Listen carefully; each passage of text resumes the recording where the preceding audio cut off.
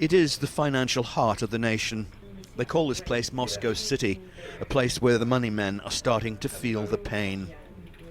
Here at the Moscow offices of Los Angeles-based property investment company CBRE, they've been charting the flight of capital out of Russia over the last 3 months and monitoring a growing reluctance among their international clients to buck that trend. The uncertainties scare the foreign investors, who become very cautious. If we look long-term, they're generally not very optimistic towards Russia. When we have news like this, it gets even worse. On the London markets, they've also been tracking the volume of capital flight from Russia.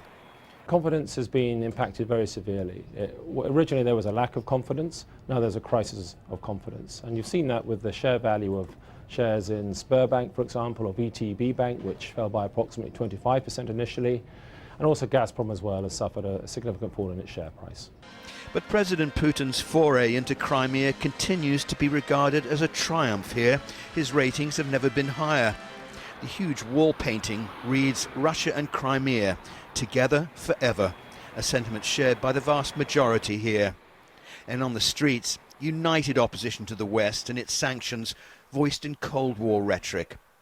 Well, on one hand, prices may go up, but on the other hand, NATO won't be able to set up their military base in Crimea. I think it's good. Crimea is historically ours. The West doesn't have anything to scare us, and they come up with nonsense. Opinions delivered almost word for word what Russia's highly efficient propaganda machine has been pumping out since the start of this crisis. Russia and President Putin stand firm, tall and proud in opposing the unfriendly and even hostile policies of the West. This is how people see it, and this is what makes President Putin and his policies even more popular. Popular? Well, not with Russia's banks. $70 billion of investment funds have fled the country since the start of the year.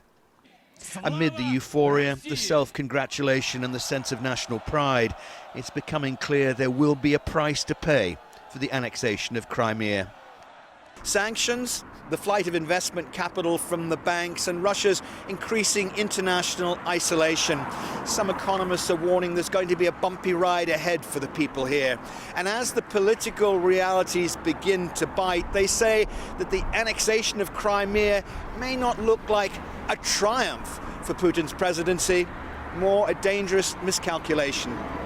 Peter Sharp, Al Jazeera in Moscow.